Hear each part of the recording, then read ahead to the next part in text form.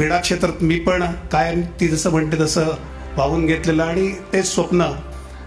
याच्या बाबतीत मला आणखीन एक सांगायला लागेल, ते वाक्य जरा बदलायला लागेल.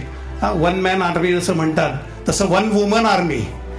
एकूण जर सगळा आजचा परफॉर्मन्स पाहिला, कारण हे घडवण्यासाठी पडद्यामागं काय काय करायला लागतं याचे थोडे अनुभव आम्हाला आहेत. मी आज खरं जाहीर करतो या व्यासपीठावर की आपल्या शिक्षकांना सगळ्यात कधी आनंद होतो, आपल्या विद्यार्थ्यांनी जेव्हा आपल्याला हरवणं म्हणजे आपल्यापेक्षा मोठं होताना पाहतो, तो खरा आनंद आम्हा शिक्षकांना असतो. दोन्ही बाजूने नेहा काम करते.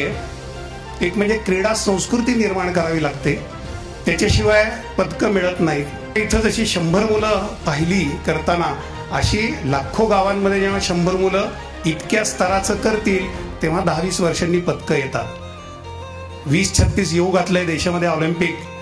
आणि मी जे मगाशी तिथे त्या याच्यामध्ये सांगितलं ते खरोखरच खरं आहे. कायम आपण सतरंजा उचलणार राहणार का, पण त्याचा मूळ उद्देश आहे की त्यातली 5-50-100 पदकं मिळवण्यासाठी आपली मुलं तयार झाली का. आपली मुलं तयार होणं, ती पराक्रमाची विजिगीषू वृत्ती आपल्या समाजामध्ये येणं उतरणं, हे त्या ऑलिम्पिक स्पर्धांचं खरं तर हेतू आहे.